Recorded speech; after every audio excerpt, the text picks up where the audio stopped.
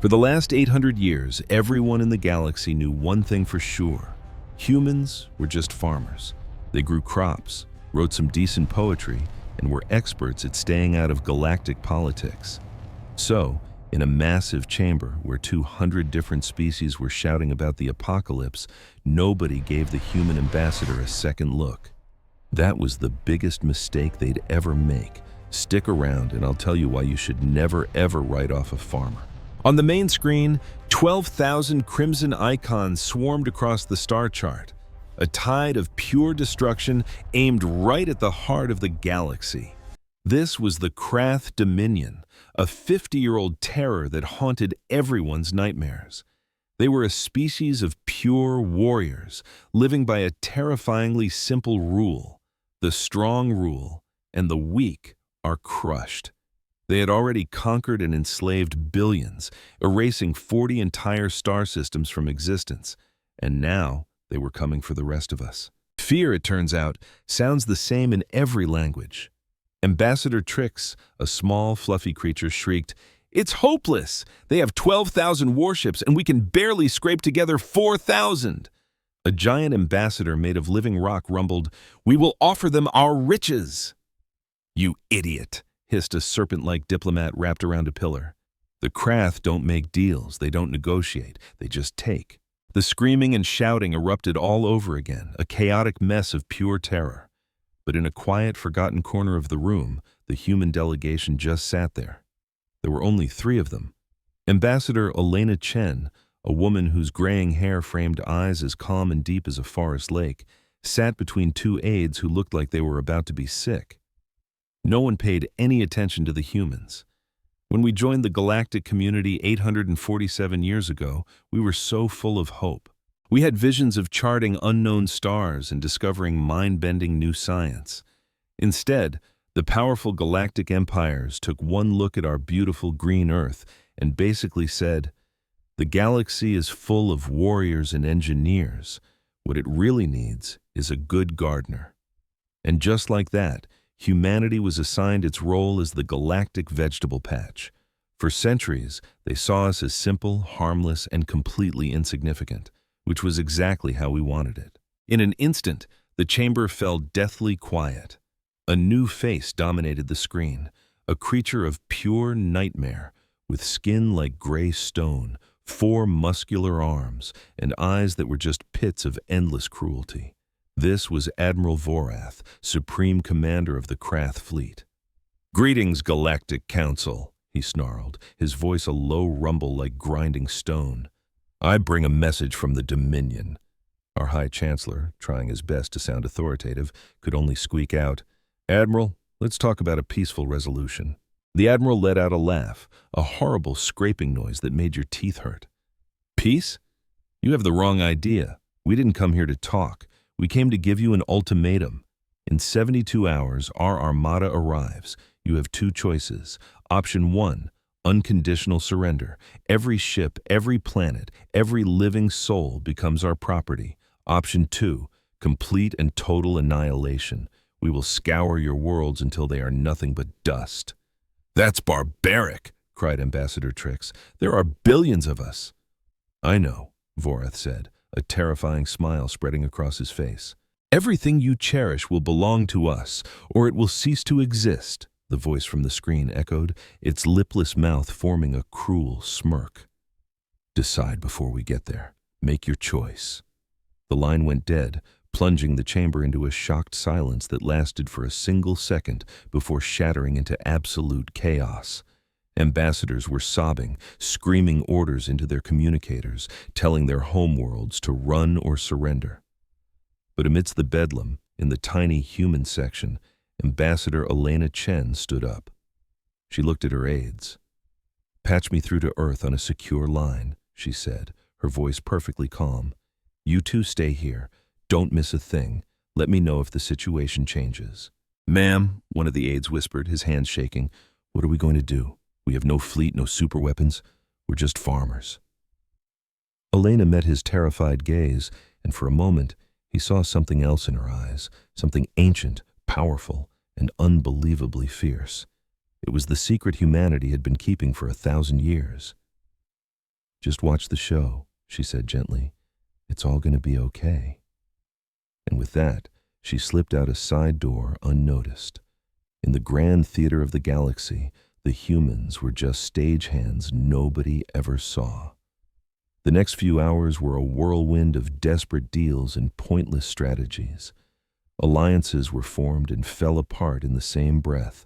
Some species swore they would fight to the bitter end, while others were already composing their letters of surrender. Hours dragged on, and a thick blanket of despair fell over the council chamber.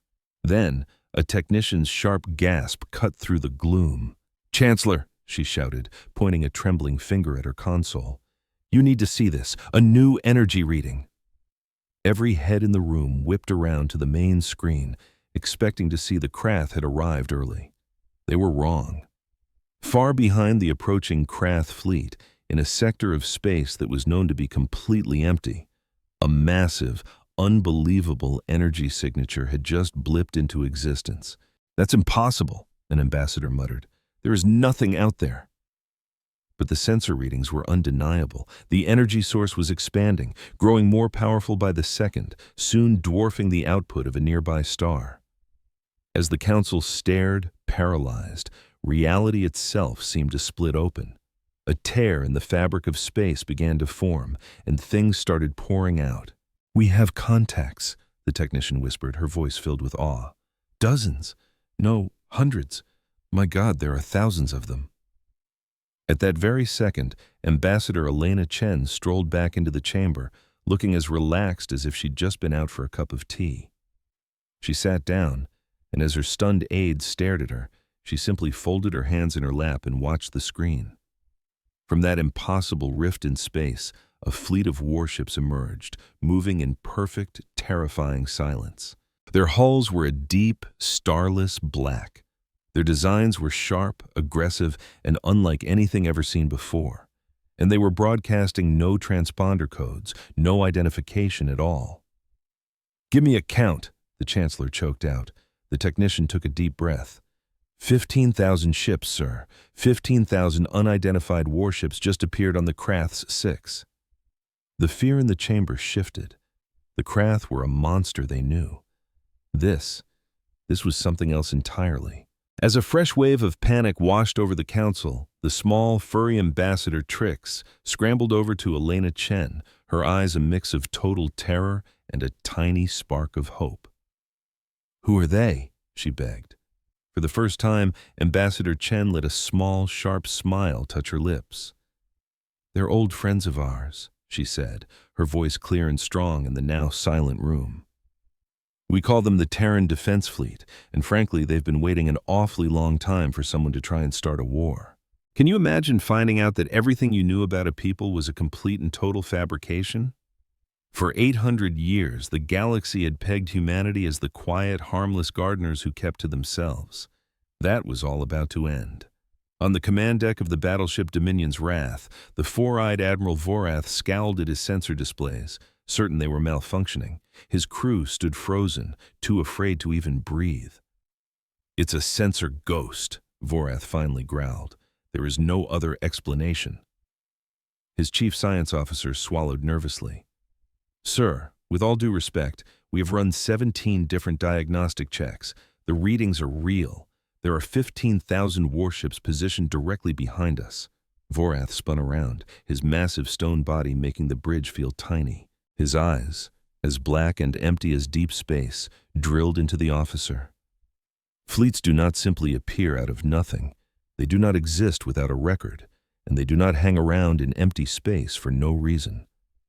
He took a thundering step closer. "Find out what I'm looking at, or I will find someone who can." Just then, another officer spoke up. "Admiral, the unknown fleet, it's just sitting there. They aren't advancing, but they aren't retreating. They're just watching us." Vorath turned back to the view screen.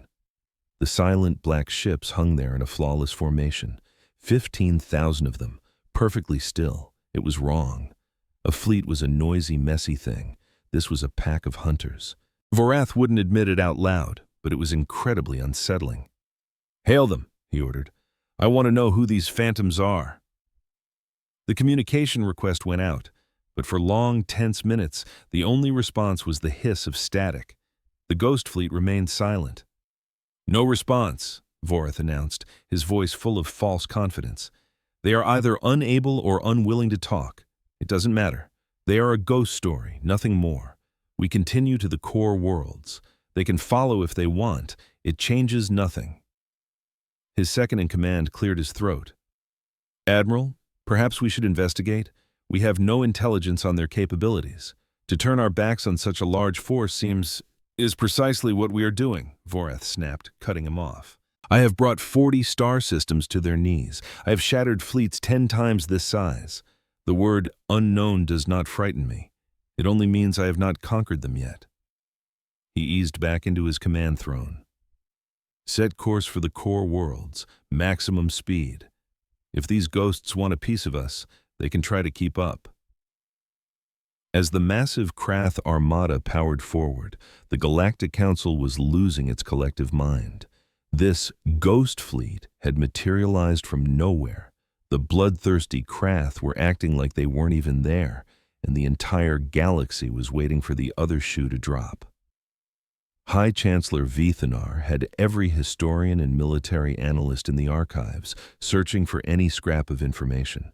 But the answer that came back was always the same: a big, fat nothing. These ships had no recorded history, no known design, no point of origin. By all galactic records, they simply should not exist. Could they be one of the precursor races? Representative Seiler hissed from his perch. The Builders, maybe? The ones who built the Stargates? Ambassador Trix shivered, her white fur standing on end. The Builders disappeared millions of years ago. If they've come back, what could they want? A delegate made of living crystal rumbled with a hint of optimism. "Perhaps they have returned to save us." Seiler hissed again. "Or perhaps they've returned to burn the whole board clean. Remember, the enemy of your enemy is just another enemy you haven't met yet." The council chamber was pure chaos. Everyone was panicking, but in the corner reserved for the human delegation, Ambassador Elena Chen's aides just kept staring at her, desperate for some sign of hope. She gave them nothing. She just watched the screen, perfectly still. Finally, a young aide couldn't take it anymore. He leaned in and whispered, "Ambassador, you know something. I can see it. What's going on?" Elena turned her head, and her eyes looked like they held 1,000 years of secrets, a deep sadness mixed with an iron will. "Just watch," she said, her voice quiet but strong. "And remember this, one day you'll tell your kids this story. They'll need to understand why this moment changed everything." Before he could ask another question, the main view screen lit up. The Ghost Fleet was finally moving. "They're on the attack," a technician yelled. "The unknown ships are closing on the Krath Armada, and they're moving unbelievably fast." The entire chamber fell silent. Every alien ambassador watched as the wall of black ships just swallowed the distance to the Krath fleet, moving like a single, terrifying creature. On his command ship, Admiral Vorath watched with a hunter's amusement. "Well, it's about time," he sneered. "Let's see what they've got." He had to admit they were impressive. They move well, I'll give them that. But good flying doesn't win wars. Big ships and bigger guns win wars. Let's find out what these ghosts are really made of. He leaned forward, a nasty smile spreading across his face. "If they came looking for a fight, we'll be happy to give them one. All ships, turn to face the enemy. Get ready to fire. Today, we add some new ghosts to our collection of trophies. 12,000 Krath warships, the conquerors of 40 star systems, turned as one. Their weapons whined as they powered up, their energy shields shimmering to life. They had never lost a battle, and they sure weren't planning to start today." The Ghost Fleet just kept coming. Then, a message cut through the silence. It was sent on every open channel, translated into every language in the galaxy, but it started in one. The voice of a human. "To the vessels of the Krath Dominion. You are violating the Treaty of Protected Worlds. You have one chance to stand down. This is your only warning." The message cut out. On Concordance Prime, you could have heard a feather drop. A human voice? But humans were just farmers. They didn't have a military. Every single head in the room snapped around to look at the tiny human section. Ambassador Elena Chen slowly got to her feet. She didn't have to say a thing. Her calm, knowing look said it all. She had been waiting for this day for a very, very long time. Ambassador Chen, the High Chancellor stammered, his voice shaking. What is the meaning of this? What do you know about that fleet? Elena met his eyes. Then she looked around the room at the hundreds of alien faces that had looked down on her people for 800 years, faces that had called humanity weak and useless. I know, she said, her voice carrying through the silent hall, that the Krath should have listened to that warning. Before her words even had a chance to sink in, the main screen flashed with a silent, horrifying light. The one-sided fight had begun. On his bridge, Admiral Vorath could only stare in disbelief. The ghost ships were firing, but his sensors weren't picking anything up.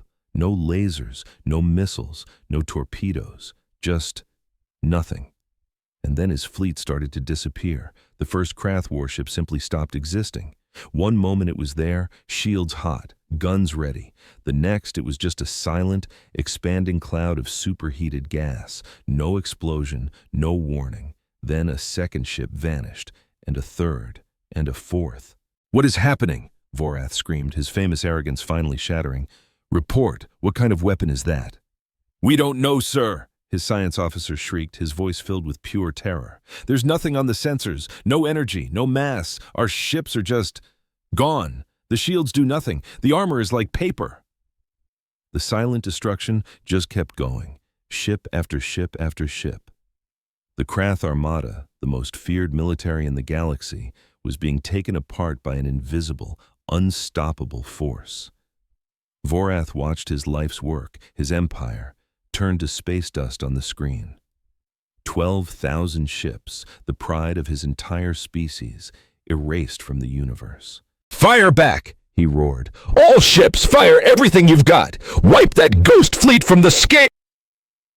What was left of his fleet unleashed absolute hell. Thousands of weapons fired at once, a storm of energy and matter that had crushed entire planets. But the ghost fleet didn't even seem to notice. The attacks hit their targets. Vorath saw the explosions himself. But the black ships didn't break. They didn't burn. They didn't even slow down. They just soaked up all the punishment and kept on deleting his fleet. It was a complete nightmare. It was the end of everything the Krath had ever built. On Concordance Prime, the Council could only watch, frozen with a mixture of awe and terror. The whole battle was over in 11 minutes. In just 11 minutes, the most powerful war machine the galaxy had ever seen was turned into a floating junkyard. When the light faded, only 347 Krath ships were left, the few that had shut down their weapons and begged for mercy the second the fight started. The Ghost Fleet had let them live. 15,000 black ships now floated in the wreckage without a single scratch on any of them. Then, as one, they started to turn. They turned away from the debris field and toward the center of the galaxy, toward Concordance Prime, toward the Galactic Council. The chamber exploded into a whole new kind of panic. The fear of the Krath was gone, replaced by the terrifying mystery of the ones who had saved them. This was a fear that was so much deeper than what was on the screen. Ambassador Elena Chen stood in the middle of the chaos, perfectly calm, totally unmoved. She simply raised a hand. "Hello, Chancellor," she said. Her voice was quiet, but it sliced through the panic like a knife. "If it's all right, I'd like to address the council." Vithnar just stared at her, his blue skin looking pale and sickly. His huge, powerful arms just hung at his sides. "Ambassador Chen," he finally managed to say, "I think you have a lot of explaining to do."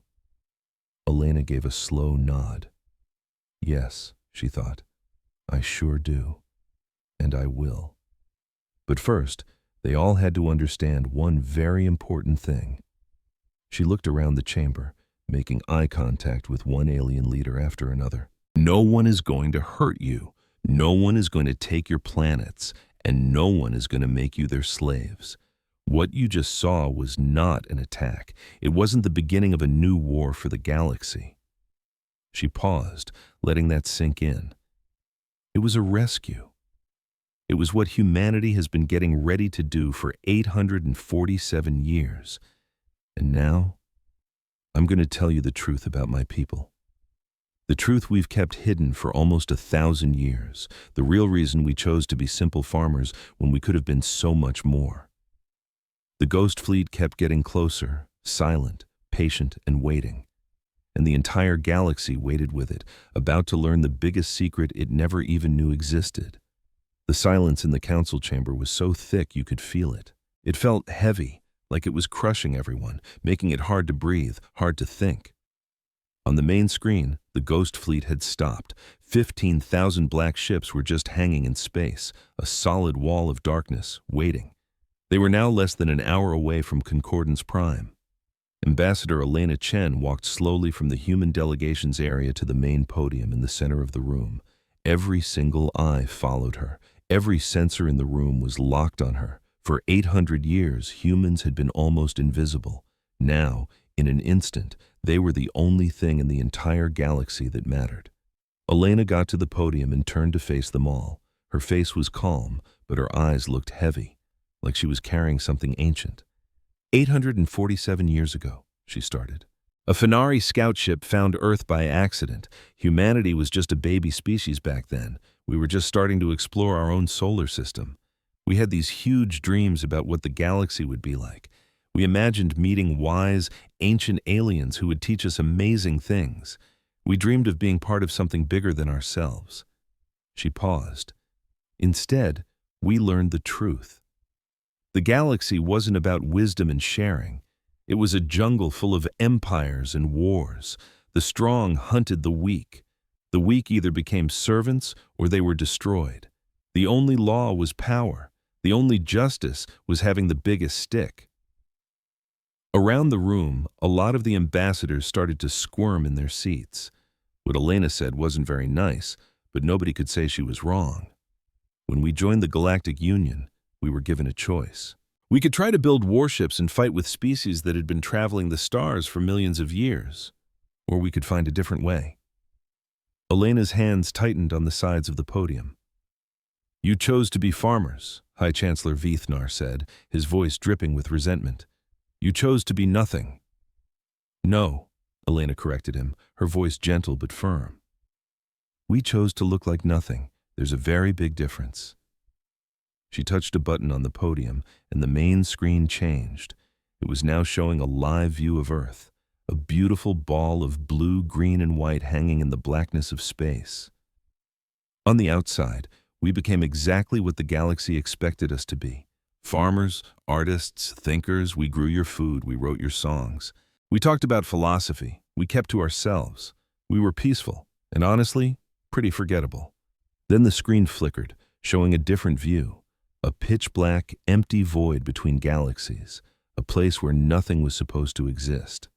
But underneath that quiet exterior, in the deepest hidden corners of space-time that other races hadn't even discovered, we were up to something else. We were getting ready. As the image zoomed in, massive shapes began to appear in the darkness. We saw mind-boggling structures, shipyards that stretched for light years, factories churning out weapons built on impossible ideas, and academies where humans spent their whole lives mastering the art of war. For 847 years we built, Elena explained. We studied a type of physics the rest of the galaxy dismissed as pure fantasy. We designed weapons that worked on principles your best scientists haven't even conceived of. We constructed our ships in dimensions your sensors can't even detect. And we trained our people, generation after generation.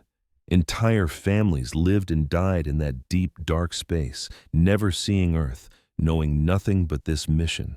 All of them waiting, all of them preparing for the one day they might be called upon. The chamber was so silent you could hear a pin drop. Not a single soul stirred. We call it Terra Obscura, Elena said, the dark Earth. 15,000 ships armed with technology 500 years ahead of anything else in this galaxy, and staffed by crews who have trained their entire lives for one mission, to protect. To conquer, hissed Representative Seiler from his seat. You mean to conquer? Elena turned to the serpent-like alien, her calm expression never changing. If we wanted to conquer you, Representative, we would have done it centuries ago. We could have taken over this entire galaxy at any point in the last 500 years. We chose not to. Do you understand? We chose not to. But why? Asked Ambassador Trix, her voice small and filled with bewilderment. Why hide so much power? Why pretend to be so weak when you were secretly so strong?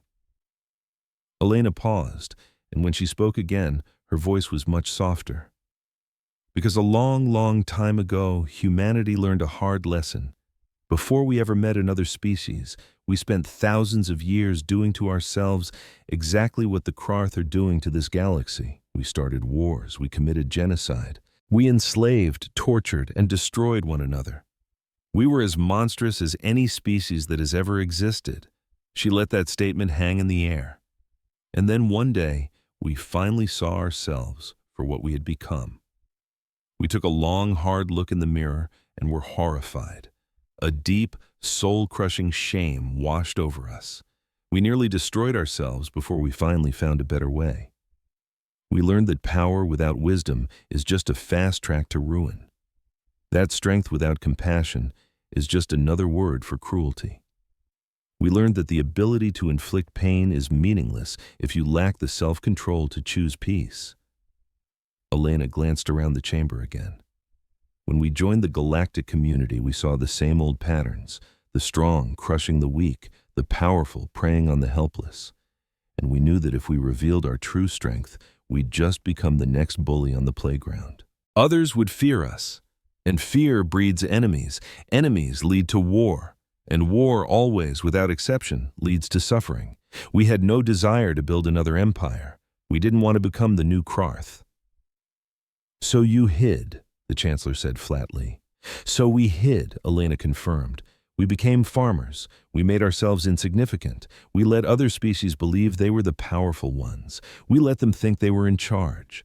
And for every single day of those 847 years, we made the conscious choice not to use the incredible power we had built. Every single day, we chose peace. She looked back at the main screen. The ghost fleet was still there, silent and unmoving. But we also made a promise to ourselves, a promise to every human who had ever lived. We promised that never again would we stand by and watch as innocent people were slaughtered. Never again would we witness a genocide and do nothing. We promised that if a great evil ever rose to consume the galaxy, we would intervene. We would be the shield.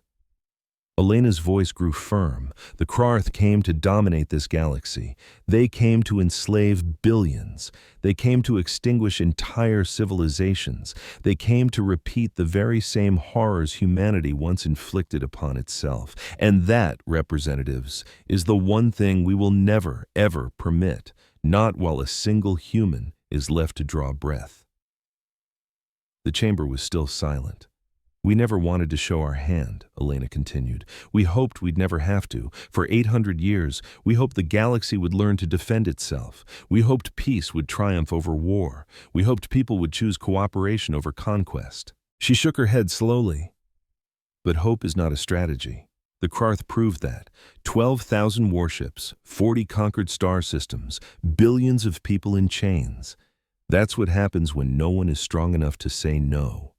That's what happens when evil is allowed to fester unchallenged. On the screen, the shattered pieces of the Krarth Armada drifted in the void. Thousands of destroyed ships, once the most feared force in the galaxy, were turned into scrap metal in just 11 minutes. Now you know the truth, Elena said. You know what the Ghost Fleet is. You know where it came from, and you know who we really are. She stepped back from the podium. The only question left is, where do we go from here? The silence stretched on for what felt like an eternity. At last, High Chancellor Vothnar broke it. What do you want from us, Ambassador Chen? What are humanity's demands? Elena regarded him for a long, quiet moment. Then, a slow, sad, weary smile touched her lips. Nothing, she said. Vothnar blinked all four of his eyes. Nothing? Nothing.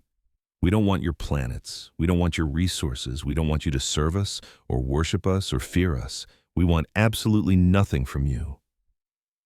"Then why?" Trix asked, her voice trembling. "Why build a fleet like that? Why hide for centuries? Why save us? What was the point if you expect nothing in return?" Elena was quiet for a moment. When she finally spoke, her voice was almost a whisper, because it was the right thing to do. Because innocent people were about to die, and we could stop it. So we did.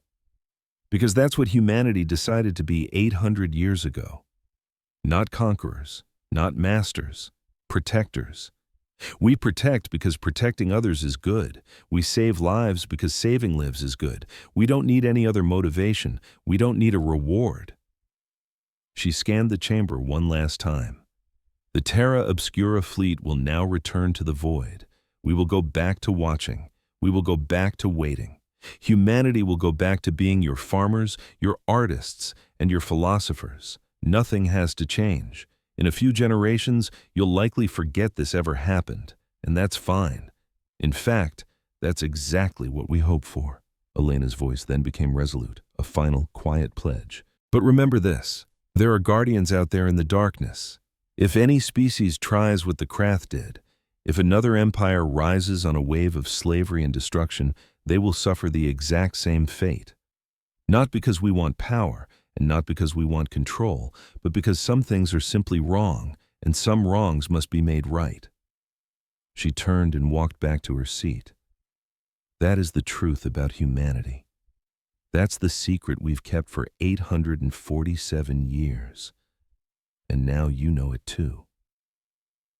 Behind her, the ghost fleet hung in the void, silent, patient, and vigilant. And for the first time in its long history, the Galactic Council was utterly speechless. The chamber remained frozen in silence for nearly 5 minutes after Elena Chen sat down. 200 species, some of the most powerful beings in the known galaxy, just sat there, completely floored. They didn't know what to say.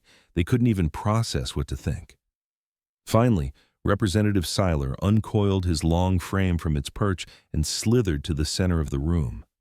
His iridescent scales shimmered as he turned to face the human delegation.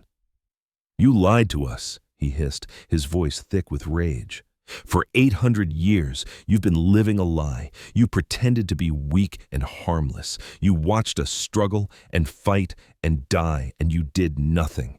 You could have stopped wars. You could have saved millions, and yet you chose to hide." Elena met his gaze, her expression impossible to read. "Yes. Do you feel no shame?" Seiler demanded. "Do you feel no guilt for the countless lives you could have saved?" Elena was quiet for a second. When she finally answered, her voice was heavy, filled with an ancient, profound sorrow. "Every single day," she said softly, "for 847 years, humanity has carried that burden. We witnessed conflicts we knew we could stop. We saw suffering we could have ended, and we did nothing." She slowly rose to her feet. "Do you have any idea how difficult that was? Can you possibly imagine the cost of holding that much power and choosing not to wield it?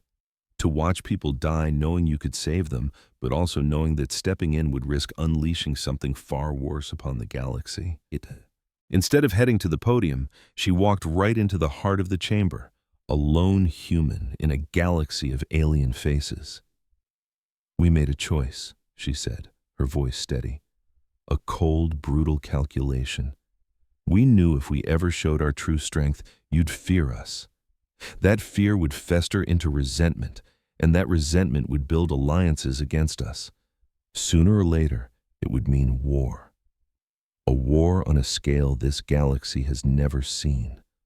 A war that would cost trillions of lives, not millions." She looked directly at Seiler. "So we hid. We let the little fires burn out to keep the great one from ever starting. We let thousands perish so that billions could live. We chose the lesser of two evils." "That sounds like a very convenient excuse." Seiler shot back, his voice dripping with ice. "It's not an excuse," Elena replied. "It's a confession. We know exactly what we've done. We carry the weight of that choice every single day. Every human alive shares that burden. It's the price we pay to be guardians. You can't save everyone. You can only try to save as many as you can. Ambassador Trix, a delicate bird-like creature, rose, trembling. But why reveal yourselves now? If your whole plan was to stay hidden, why tell us the truth? Elena turned to her. Because the Krath were different. They weren't a brushfire war. This wasn't some local dispute. They were on a mission to consume everything. Every species, every planet, every living thing in this galaxy would have been enslaved or erased. That wasn't an evil we could ignore. That was the great war we'd spent centuries trying to stop. She opened her hands, a gesture of surrender. We had no other option. Either we showed our hand or we watched the galaxy fall, and whatever our past sins, whatever secrets we've kept, we could not let that happen. Humanity might be willing to let smaller evils slide, but we will never, ever stand by while total darkness takes over. High Chancellor Vathnar leaned forward in his enormous chair. Ambassador Chen, I need a straight answer to a straight question. I need the truth. Ask, Elena said simply. You claim you want nothing from us. You say you'll go back to being quiet farmers. But how can we believe you?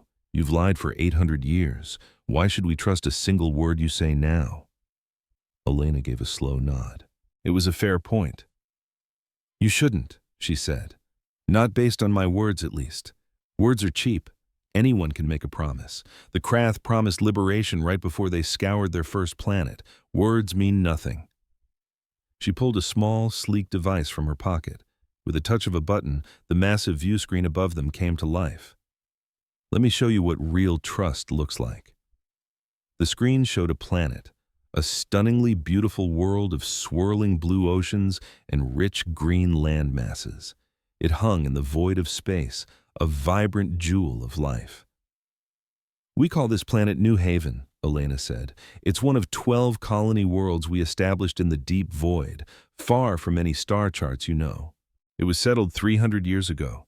7 billion of our people call it home. She pressed another button. The view pulled back, revealing the space all around the planet.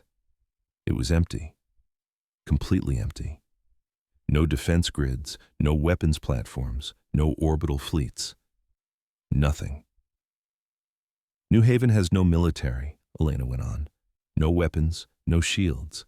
If any of you decided to attack it, you could wipe it out before breakfast. A shockwave of murmurs rippled through the chamber. This is our proof, Elena said, her voice ringing with clarity. We just showed you where our civilians live. We've shown you they are utterly defenseless. If we were planning to conquer you, would we give you such a perfect target? If we were your enemy, would we hand you a hostage? She turned the device off. Humanity's power isn't just in our warships. Our true strength is our willingness to be vulnerable. We are trusting you not to attack New Haven. We are trusting you not to hurt our people. And in return, all we ask is for you to trust us not to hurt yours. The chamber was silent again, but it was a new kind of silence. Not shock, not fear. It felt different. It felt like understanding. You could have kept that a secret, Vathnar said, his voice a low rumble. You could have shown us your power without ever revealing your weakness. Why tell us about New Haven? Elena gave a small, sad smile. Because trust is a gift, Chancellor. It has to be given, with no strings attached, or it means nothing. We are giving you our trust. What you choose to do with it will tell us what kind of galaxy we truly live in. A long moment passed. Then, to everyone's surprise, a colossal being made of living stone began to speak, his voice like the grinding of continents. I have lived for 3,000 years, he grated. I've seen empires rise and fall to dust. I've seen species bloom and wither away. I have seen great evil and precious little good. He paused. I have never, ever seen a species show its greatest vulnerability to those it could easily crush. I have never seen such trust given so freely. I do not fully understand humanity. I doubt I ever will. But I believe you, Ambassador Chen. I believe you are who you claim to be. One by one, others began to speak up. Some were still angry. Some were still scared. But a new feeling was spreading through the chamber. Respect, awe, maybe even gratitude. "What about the Krath who survived?" someone shouted. "The crews on the ships that surrendered, what happens to them?" Elena nodded. "An excellent question. We won't execute them. We won't enslave them. We won't even punish them." That sent a whole new wave of confusion through the hall. "They came to annihilate you," Siler sputtered. "They came to conquer and kill, and you're just letting them walk?" "No," Elena corrected him gently. "We're not letting them go. We're going to help them." She signaled, and the view screen lit up once more, displaying another planet. This one was wilder than New Haven, a world of rugged mountains and stark, beautiful wilderness. But it was clearly a world that could support life. "This world has been prepared for the Krath survivors," Elena explained. "It has shelters, food, clean water, everything they need to start a new life. We will take them there. We will give them tools and knowledge. We will give them a chance to build a new civilization from scratch." "But why?" Trix asked, her voice filled with honest bewilderment. "They are your enemies. They would have wiped you from existence." Elena met her gaze. "Representative Trix, do you know why humanity nearly destroyed itself centuries ago?" Trix shook her head. "Because we used to think that enemies were problems to be solved with force. We believed the only way to stop evil was to destroy the people doing evil things. Kill your enemy, the war is over. Simple, clean, and final." Elena's voice dropped to almost a whisper, but it never, ever worked. Every enemy we killed just created two more. Sons looking for revenge, daughters demanding justice, entire nations fueled by old hatreds. The killing never stopped because the hate never stopped. Violence only ever made more violence. Death only ever created more death. It was a cycle that had no end. She looked around the quiet room. When humanity finally broke that cycle, it wasn't because we became stronger. It's because we became wiser. We learned that enemies aren't problems you erase. They're people you can redeem. You don't end evil by killing the evildoer. You end evil by showing them a better way to live. She gestured toward the planet on the screen. The Krath were taught that conquest is the only path. Their whole culture was built on the idea that the strong have a right to rule the weak. That is evil, yes. But it's an evil that was learned. And anything that can be learned can be unlearned. Elena's voice grew firm again. "We will give the Krath survivors a second chance, a chance to build something new, a chance to be better than they were. Maybe they'll fail. Maybe they'll fall back on their old ways and try to build another empire of cruelty. And if they do that, we will stop them again. But there is a chance, maybe a small one, that some of them will choose a different path, a chance they will become something more." A faint smile touched her lips. "That one hope, representatives, is worth far more than their utter destruction could ever be. It is the very reason humanity chooses mercy, even when our own hearts are screaming for revenge." The chamber was silent, but it was a silence of deep thought and reflection. High Chancellor Vithanar slowly rose to his feet, his age giving him a certain grace. "Ambassador Chen," he began, his voice filled with a new respect, "I have served this council for 70 years. I thought I had seen it all, but today you have proven me wrong. I have never seen a species like humanity." He made a formal gesture of deference. "On behalf of the Galactic Council, thank you for saving us, for trusting us, and for showing us that real strength isn't found in destruction, but in restraint. For 800 years, they called us simple farmers, the quiet, unassuming species you could always count on for a good harvest, but not much else. They thought we were harmless. They were wrong. And when the most terrifying armada in galactic history showed up to enslave them all, our secret was the only thing that could stop it. What would you do if revealing the truth about who you are could save everyone, but change your world forever? Stick with me to find out what humanity chose. It had been just 3 days since that final, universe-shattering battle. 3 days since our ghost fleet appeared from nowhere and took apart the most powerful navy in the galaxy like it was nothing. 3 days since humanity's biggest secret was finally out. The story spread like wildfire across the star lanes. On billions of worlds, people were glued to their screens, watching holographic replays of our ships dancing through enemy fire, their minds refusing to believe what they were seeing. Trillions more listened as Elena Chen's speech was translated into 1,000 different languages, telling them for the very first time about the humble farmers who were also silent guardians. The reactions were all over the map. So many worlds celebrated us as heroes, flooding our home systems with messages of gratitude. Humans who had been living quiet lives on other planets were suddenly being treated like celebrities. But for every cheer, there was a whisper of fear. If humans could hide this kind of power for so long, what else weren't they telling us? Could they really be trusted? Alliances were being frantically discussed, emergency meetings called to figure out how to handle the human threat, even though we hadn't made a single aggressive move. And then there were the ones who just felt ashamed. For 8 centuries, they had looked down on us, treating us like galactic country bumpkins. Now, the bitter truth of their own arrogance was a tough pill to swallow. Back on the capital world, the Galactic Council was still in session. For 3 straight days they had argued, barely stopping to eat or sleep, trying to figure out what this all meant. And through it all, Ambassador Elena Chen sat and watched, the exhaustion clear in her eyes. In those 3 days, she must have answered the same questions 100 times over. Why the secret?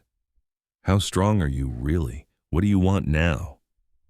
And she gave the same honest answer every single time. Sometimes they believed her, sometimes they didn't, but honestly, she was done with the debate. She had told the truth. What the galaxy did with it was up to them. All she wanted was a single moment of quiet. A soft chime from her communicator gave her the perfect excuse. She looked at the message and slowly got to her feet. "Excuse me," she whispered to her team. "I have something I need to take care of." She walked out of the massive chamber, her steps the only sound in the long, empty corridors, until she reached a private observation deck. The room was dark, except for the light of 1,000,000,000 stars. A single figure stood by the huge window, a woman in a stark black uniform, Admiral Sarah Okonkwo, the supreme commander of our hidden fleet. Elena walked up and stood beside her. For a long time, they just stood there together in silence, watching the stars drift by. "How are the crews?" Elena finally asked, her voice soft. Sarah let out a long, tired sigh. "Some of them are just crying," she said. "Imagine dedicating your whole life to a fight you hope never comes. Now that it's over, they're just adrift. They don't know what to do with the quiet." She finally turned away from the window to look at Elena. "A few have asked to go home, to see Earth for the first time. Can you believe it? Many of them have never even stood on a planet. Their great-grandparents were born in the void. All they have of home are stories of blue skies and green forests." Elena nodded. "Let them go. Every single one who wants to. They've earned it 1,000 times over." "Most won't go, though," Sarah said quietly. "Most are choosing to head back out, back to the Watch." "But why?" Sarah gave a sad, tired smile. "Because the job isn't done. We beat the Krath, sure, but there will always be someone else. Someone out there who thinks taking what they want is easier than building it. Someone will always decide that their ambition is worth more than other people's lives. And when that day comes, we have to be there to meet them." She looked back at the starfield. "That's the real price of being a protector, Ambassador. The work is never finished. The Watch never ends. You don't get to save the galaxy just once and hang up your cape. You have to be ready to save it again, and again, forever." Elena didn't say anything. She knew that feeling all too well. She'd been carrying her own version of that weight for 30 years, pretending to be nothing more than the representative of simple farmers. "I spoke to the council about the Krath survivors," Elena said, changing the subject. "They've agreed to let us handle their recovery. No surprise there. No other species wanted the job." Sarah nodded. "We've already moved them to a sanctuary world we prepared. Most are still in shock. A few are angry, trying to fight our medics. Any of our people hurt? No, they were trained for this. They know how to de-escalate. They know how to be patient. Sarah paused. There is one, though, a Krath admiral named Vorath. He survived the battle and he keeps demanding to speak with a human leader. He says he has to understand. Elena raised an eyebrow. Understand what? Everything, Sarah replied with a shrug.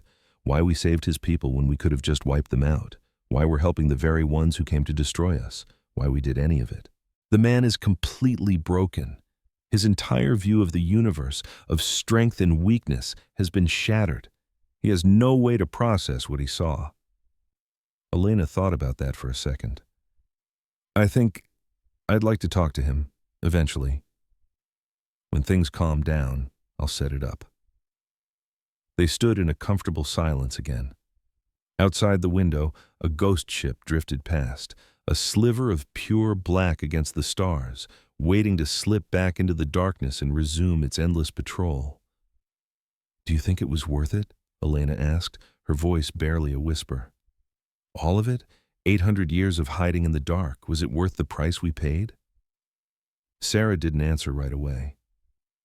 I honestly don't know, she finally said. I know what we prevented. The galaxy is still free. Billions of people are alive today who would be in chains right now. That has to count for something. It has to. She paused. But I also know what it cost us. Generations of our people who never felt sunlight on their face.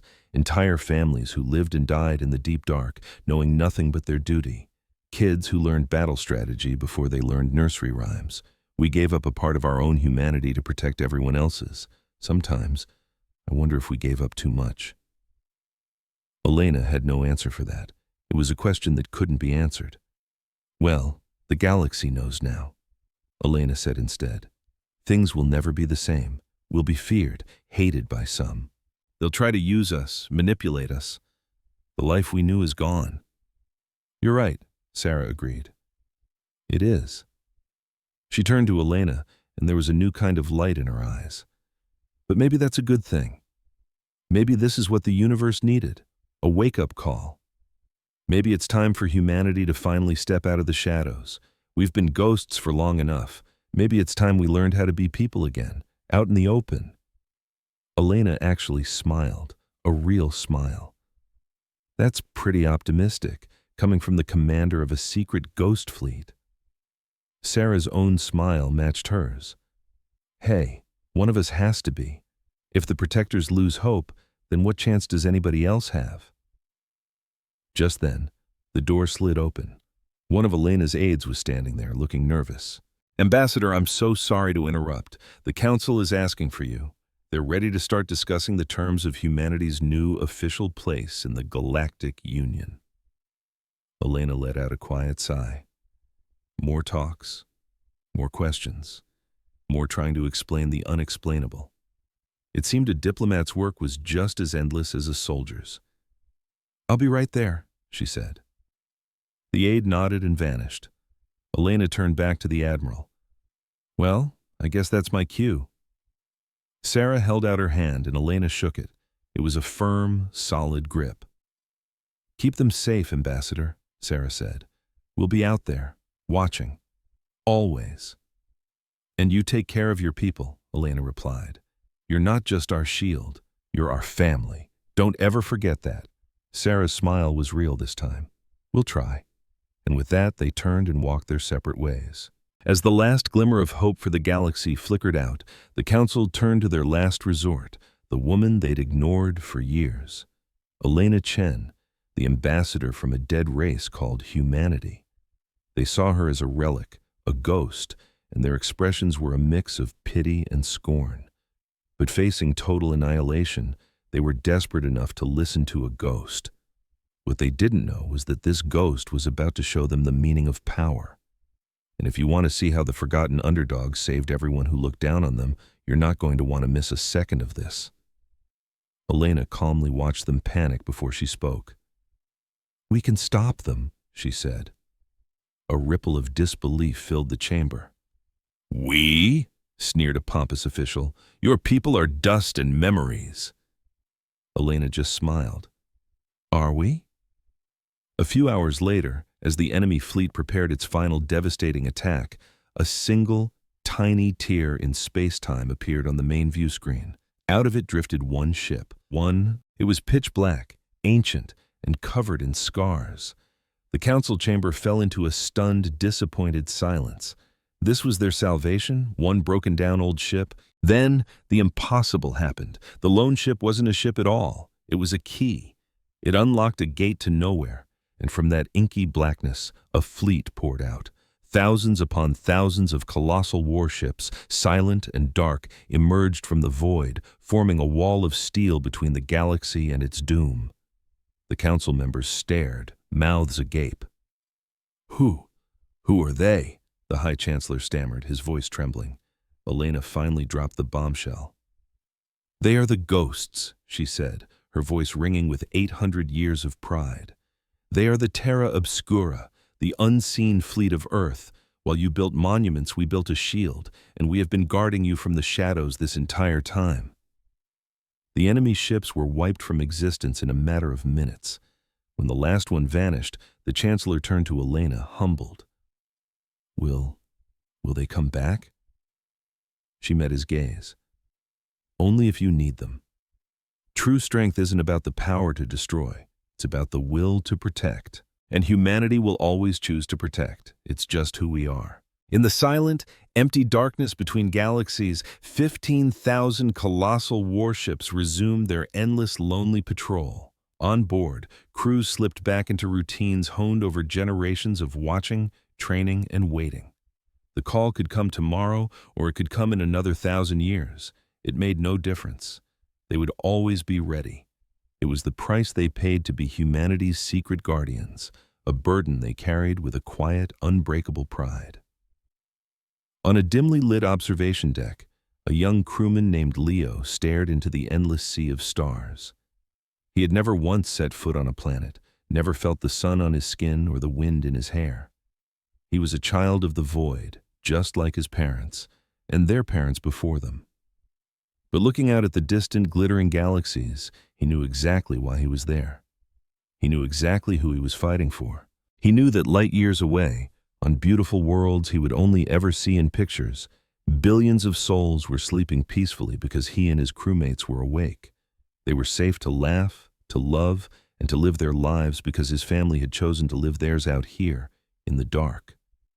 The thought was more than enough. It would always be enough. A small, content smile touched his lips as he turned from the window and walked back to his station. The long watch continued. The unseen protectors remained vigilant, and the galaxy, thanks to its forgotten ghosts, was safe.